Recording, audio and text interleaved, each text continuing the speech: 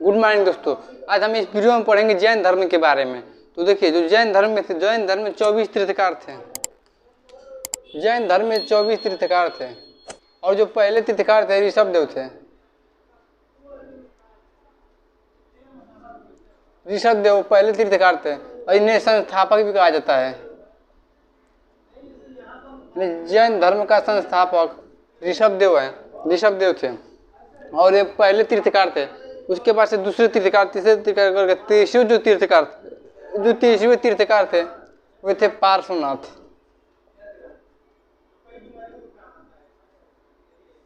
जो पार्श्वनाथ का जन्म जो वाराणसी के अश्वसेन राजा अश्वसेन के यहाँ हुआ था और इन्होंने झारखंड के समेत शिखर पहाड़ी पे जाके तपस्या की। यानी इनको वाराणसी के समेत शिखर नामक पहाड़ी पे, चोटी पे इनको ज्ञान प्राप्त हुआ। तब से उस पहाड़ी का नाम हो गया पारसनाथ की चोटी, पारसनाथ की चोटी।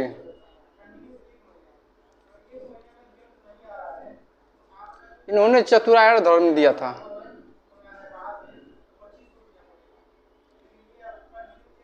चतुरायण धर्म यानी जो चतुरायण धर्म है, पार्श्वनाथ की चतुरायण धर्म है, इन्होंने कहा था, मतलब इनका कहना था हमेशा सत्य बोलना चाहिए, सत्य बोलना चाहिए, झूठ नहीं बोलना चाहिए। अपरिग्रह यानी धन संग्रह नहीं करना चाहिए। तीसरा है अस्तेय यानी चोरी नहीं करनी चाहिए। अहिंसा। देखिए, जो तेईसवें तीर्थकार थे पार्श्वनाथ, इन्होंने चतुरायण धर्म दिया था। इन्होंने कहा था हमेशा सत्य बोलना है, अपरिग्रह यानी धन को संग्रह नहीं करना है, अस्तेय मतलब चोरी नहीं करना है, यानी किसी भी दूसरे के सामान को बिना बताए नहीं लेना है।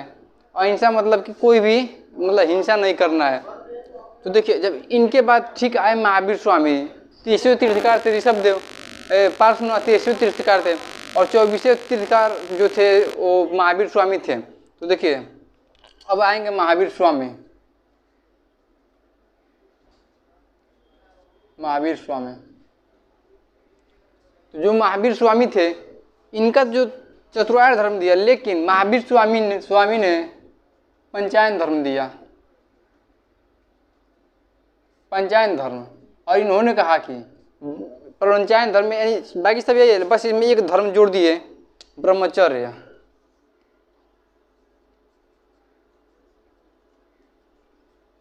महावीर स्वामी के कहना था, महावीर स्वामी का कहना था अगर कोई ब्रह्मचर्य का नियम फॉलो करता है तो ये चारों धर्म को अपना सकता है, ये चारों फॉलो कर सकता है, लेकिन बिना ब्रह्मचर्य हुए ये फॉलो नहीं हो सकता।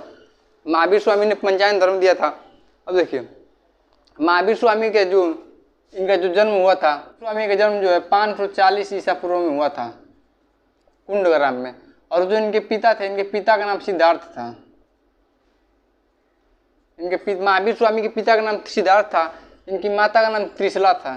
इनके माता जो थी त्रिशला, यानी जो इनके पिता थे सिद्धार्थ इनके पिता थे और जो त्रिशला थी इनकी माता थी। इनकी जो पत्नी थी, इनकी पत्नी थी जो इनके पत्नी का नाम था यशोदा। इनकी पत्नी का नाम यशोदा था। देखिए, यहाँ पे जो महावीर स्वामी है, महावीर स्वामी के तो जो बचपन का नाम था वर्धमान था, इनके बचपन का नाम वर्धमान था, लेकिन जो इनके पिता का नाम सिद्धार्थ था यहाँ पे भी। और जब हम इसके आगे पढ़ेंगे बुद्ध धर्म के बारे में, तो वहाँ पे गौतम बुद्ध को पढ़ना है। तो गौतम बुद्ध का नाम था सिद्धार्थ बचपन का, और उनके पिता का नाम शुद्धोधन था। बस इसमें थोड़ा थोड़ा अंतर है। यहाँ पे महावीर स्वामी के पत्नी का नाम यशोदा था, लेकिन वहाँ पे गौतम बुद्ध के पत्नी का नाम यशोधरा था। देखिए, इनके जो महावीर स्वामी के पिता जो थे सिद्धार्थ थे, इनकी माता त्रिशला थी, इनकी जो पत्नी थी यशोदा थी, और इनके बड़े भाई थे नंदी वर्मन।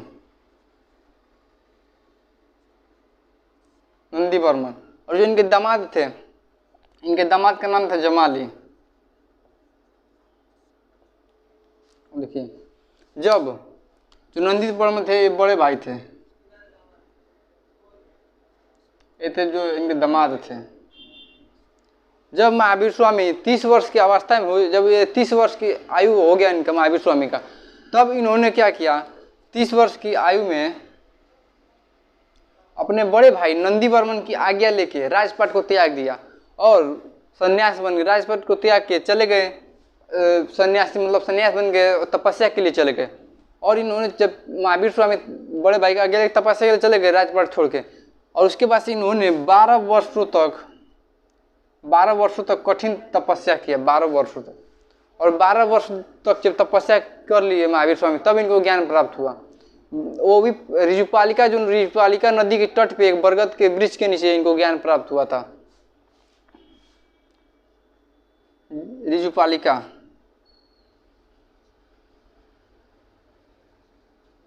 ऋजुपालिका नदी है जाम्बी ग्राम में, ऋजुपालिका नदी के तट पे बरगद के वृक्ष के नीचे इनको ज्ञान प्राप्त हुआ था महावीर स्वामी को। ठीक है, जब महावीर स्वामी को ज्ञान प्राप्त हो गया, तो ज्ञान प्राप्त होने के बाद ये अपना उपदेश देंगे, यानी लोगों को एकत्रित कर अपना उपदेश देंगे। तो इन्होंने अपना जो पहला उपदेश है, अपना पहला उपदेश पावापुरी में दिया था, वो भी प्राकृत भाषा में। महावीर स्वामी ने अपना पहला उपदेश पावापुरी में दिया था, प्राकृत भाषा में दिए थे। इनके उपदेशों को 14 पूर्वी नामक पुस्तक में लिखा गया है। 14 पूर्वा, महावीर स्वामी के उपदेशों को 14 पूर्वा नामक पुस्तक में लिखा गया। देखिए, महावीर स्वामी जो है ईश्वर के अस्तित्व को नहीं मानते थे, यानी ईश्वर के नहीं मानते थे, ईश्वर के अस्तित्व को नहीं मानते थे, क्योंकि महावीर स्वामी यानी इनका मानना था कि जो मेन जो है आत्मा है, यानी अगर हम इस जन्म में आत्मा को जितना ज़्यादा आराम देंगे, वो आत्मा उतना ही आराम खोजेगा, और उसकी जब मतलब आत्मा आराम खोजेगा उतनी, और फिर वो उसे पुनर्जन्म लेगा। इन्होंने बताया है कि पुनर्जन्म से मुक्ति पाना, मतलब इनका मेन मकसद था कि पुनर्जन्म से मुक्ति पाना, यानी उस आत्मा को इतना तड़पाया जाए कि फिर पुनर्जन्म ना ले। तो देखिए, यहाँ पे इन्होंने ईश्वर को नहीं माना, पूजा पाठ को नहीं माना, पूजा पाठ कर्म कांड को नहीं माना, क्योंकि इनका जो मानना था कि ईश्वर नहीं होते हैं, इनका जो मानना था कि आत्मा होती है, और आत्मा को मतलब इतना था इस उम्र में इतना तड़पाया जाए खुद की आत्मा को कि दोबारा जन्म न ले, यानी पुनर्जन्म न ले। क्योंकि इनका मानना था कि जब आत्मा एक बार पुनर्जन्म न लेगी तो मोक्ष का प्राप्ति होगा। महावीर स्वामी ने अहिंसा और कृषि पर ज़्यादा बल दिया, यानी इनका कहना था कि कोई भी कृषि न करे, जो जंगल में जो घास फूस उगा हुआ है वही खाए, और युद्ध न करे, मतलब कोई भी अहिंसा न करे, कोई भी कृषि न करे, इनका मानना था। 72 वर्ष की उम्र में 468 ईसा पूर्व में इनका जो है महापरिनिर्वाण हो गया।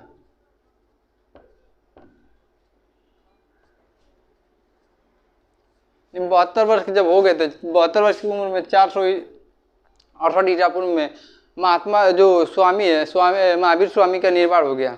जब इनका निर्वाण हो गया, तब तो इनके निर्वाण के बाद उपदेश कौन देगा, उसके लिए चुना गया आर्य सुधर्मा को।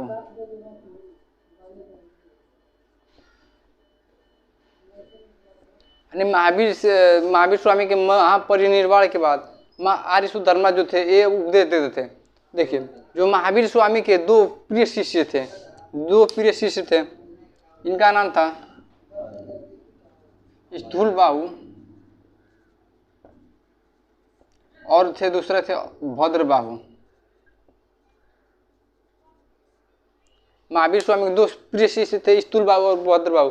जब मगध साम्राज्य में मौर्य काल में जब 12 वर्ष का भीषण अकाल पड़ा था, उस टाइम जो भद्रबाहु थे, भद्रबाहु मगध को छोड़ के, मगध की धरती को छोड़ के दक्षिण भारत में कर्नाटक में चले गए थे, और इन्हीं भद्रबाहु के साथ चंद्रगुप्त मौर्य भी कर्नाटक गए थे, और कर्नाटक में बेलगोला में जाके इन्होंने मतलब इनका निर्वाण हो गया। बेलगोला में जाके अपना प्राण त्याग दिया चंद्रगुप्त मौर्य। तो देखिए, जब 12 वर्ष की उम्र, जो 12 वर्ष का भीषण अकाल पड़ा था, तो स्थूल बाहु जो थे उसी अकाल में टिके रहे थे वहाँ पे, वो नहीं गए कहीं। लेकिन जो भद्रबाहु थे मगध छोड़ के भाग गए थे और कर्नाटक चले गए थे, और 12 वर्ष जब अकाल खत्म हो गया, फिर से भद्रबाहु आए मगध वापिस। लेकिन इन दोनों के बीच मतभेद हो गया, यानी मतभेद हो गया, तब इन दोनों को मतलब जैन धर्म का बांट दिया आपस में। जो स्थिर बाबू के ओर से थे इनको कहा जाता था श्वेतांबर, और जो भद्र बाबू की ओर से थे इनको कहा जाता था दिगंबर। देखिए जो स्थूल बाबू के जो नेतृत्व मतलब जो स्थूल बाबू के अनुयायी थे उनको श्वेतांबर कहा जाता था और भद्र बाबू के अनुयायी को दिगंबर कहा जाता है। अब इस स्थूल बाबू ने मतलब इनका कहना था, भद्र बाबू का कहना था कि जैन धर्म में कि कोई वस्त्र नहीं मतलब वस्त्र नहीं धारण करेगा, और इनका मानना था मतलब जो श्वेतांबर थे ये सफ़ेद वस्त्र धारण करते थे, लेकिन जो भद्र बाबू के जो दिगंबर अनुयायी थे इन मतलब ये वस्त्र धारण नहीं करते थे, वस्त्र धारण नहीं करते थे और श्वेत वस्त्र धारण करते थे। जो स्थूल बाबू थे, स्थूल बाबू का मानना था कि श्वेतांबरों को मतलब मानना था कि महिलाओं को भी मतलब मोक्ष मिल प्राप्त हो सकता है, लेकिन इन दिगंबर को मानना था कि महिलाओं को मोक्ष प्राप्त नहीं हो सकता है। उसके बाद से जैन समितियाँ हुई। जब समितियाँ हुई तो देखिए पहली जो जैन समिति है, पहली जैन समिति 300 ईसा पूर्व में हुई थी, जिसकी अध्यक्षता जो है स्थूल बाबू ने किया था। जैन समिति की अध्यक्षता, पहली जैन समिति की अध्यक्षता जो है स्थूल बाबू ने किया था, स्थूल बाबू ने किया था। और इसी जैन समिति में जो भद्र बाबू है, भद्र बाबू ने 12 अंग पुस्तक यानी 12 अंग नामक पुस्तक की रचना किया था। 12 अंग नामक पुस्तक की रचना किया था भद्र बाबू ने। पहली जैन समिति में 12 अंग नामक पुस्तक की रचना किया था। उसके बाद से ठीक 900 साल के बाद यानी 300 ईसा पूर्व, ठीक उसके बाद 900 साल के बाद यानी 6वीं शताब्दी में, 900 साल के अंतर था, 6वीं शताब्दी में दूसरी जैन समिति हुई। और ये दूसरी जैन समिति में जो है गुजरात के वल्लभी में हुआ था, और जिसका अध्यक्ष जो है देवदीप श्रवण ने किया था। जो दूसरी जैन समिति है इसमें 12 उपांग नामक पुस्तक की रचना किया गया, 12 उपांग नामक पुस्तक की रचना किया गया दूसरी जैन समिति में। तो देखिए जो जैन धर्म है, जैन धर्म क्यों मतलब जैन धर्म जल्दी खत्म हो गया, क्योंकि जो जैन धर्म का राजा थे, जैन धर्म में कोई बड़ा राजा नहीं आए थे। लेकिन वहीं भी देखिए बौद्ध धर्म जो है, वहाँ बौद्ध धर्म में बहुत बड़े बड़े राजा भाग लिए थे, जैसे अशोक हो गए। देखिए इसमें कौन कौन राजा भाग लिए थे, इसमें जो थे चंद्रगुप्त मौर्य थे,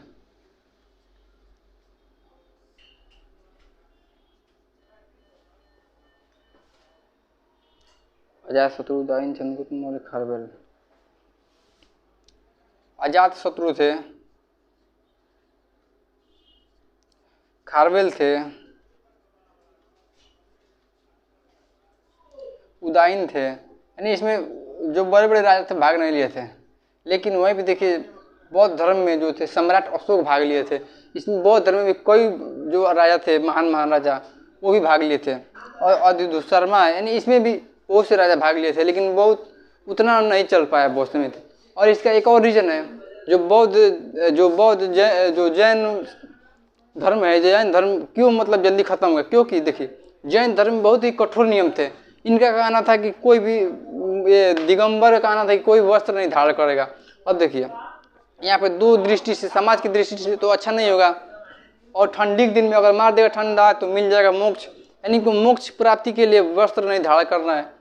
इनको जो थे श्वेतांबर थे, थोड़ा श्वेतांबर का नियम जो था थोड़ा आसान था, लेकिन जो दिगंबर का नियम था बहुत ही ज़्यादा कठोर था, जिसे बहुत ही कम लोग फॉलो कर पाते थे। अब हम देखते हैं जैन धर्म के जो मंदिर थे, जैन धर्म के प्रमुख मंदिर कहाँ कहाँ पे है और किसने बनवाया था जैन धर्म का मंदिर। आई होप दोस्तों को आप लोग को इतना तो समझ में आ गया होगा। अब हम देखते हैं जैन धर्म के मंदिर के बारे में। जो जैन मंदिर का मुख्य केंद्र था उस टाइम मथुरा था। जो मथुरा हिंदू जैन और मतलब हिंदू धर्म और जैन धर्म के प्रमुख मतलब केंद्र है मथुरा। देखिए जो मथुरा, यहाँ पे देखिए गुमतेश्वर मंदिर जो है, गुमतेश्वर मंदिर कर्नाटक में। यहाँ पे जो कर्नाटक के जहाँ चामुंड शासक थे, गुमतेश्वर मंदिर चामुंड शासकों ने बनवाया था। और जो खजुराहो मंदिर है, खजुराहो मंदिर चंदेल शासकों ने बनवाया था। जो खजुराहो मंदिर है जैन धर्म और हिंदू धर्म का प्रसिद्ध स्थल है। खजुराहो मंदिर जैन और हिंदू का प्रसिद्ध मंदिर है खजुराहो मंदिर। जो अजंता है, अजंता जैन धर्म और हिंदू धर्म और बौद्ध तीनों का है। देखिए वहीं पे दिलवाड़ा का जैन मंदिर जो है राजस्थान में है। और ये जो दिलवाड़ा का जैन मंदिर है विमलता के जो सामंत थे वस्तुपाल और तेजपाल, इन्होंने बनवाया था दिलवाड़ा का जो मंदिर है दिलवाड़ा का। अब देखिए जो जैन धर्म है, जैन धर्म का मतलब विनाश के कारण क्या बना था? जैन धर्म के विनाश के कारण देखिए यहाँ पर जो कठोर भाषा उनके विनाश के कारण बना था, कठोर भाषा। कठोर भाषा यानी जो जैन धर्म का भाषा थी बहुत ही कठोर थी, यानी प्राकृतिक भाषा थी। और जो प्राकृतिक भाषा थी उस टाइम की बहुत ही कठोर भाषा थी, जो जैन धर्म का मुख्य मतलब विनाश का कारण बना। उसके बाद जो था महिलाओं का सम्मान,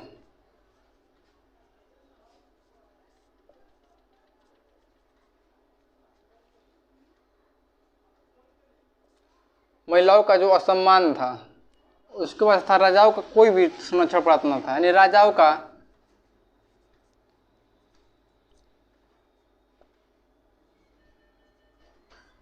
संरक्षण प्राप्त नहीं था। यानी इसमें मुख्य जो थे राजाओं का संरक्षण प्राप्त नहीं था, ब्रह्मचर्य जीवन, ब्रह्मचर्य नियम जो था, और इसमें था निर्वस्त्र रहना।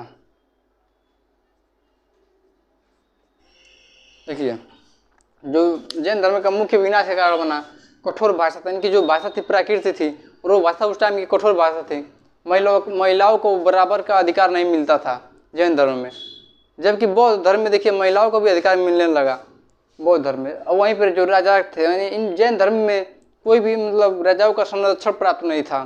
जैसे जो बौद्ध धर्म इसमें अशोक के राजा, अशोक के जो था जन संरक्षण प्राप्त था।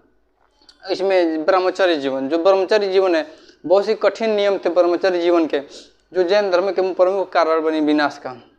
इसमें निर्वस्त्र रहना, यानी इसमें समाज की दृष्टि से भी एक तरह सही नहीं है निर्वस्त्र रहना। और यहाँ पे जैन धर्म में निर्वस्त्र रहने का नियम बन गया था, और जिसमें बहुत सारे नियम बन गए थे। आई होप दोस्तों को आप लोग जैन धर्म के बारे में इतने सारे समझ में आ गया होगा। अब हम मिलेंगे नेक्स्ट वीडियो में, पढ़ेंगे बौद्ध धर्म के बारे में।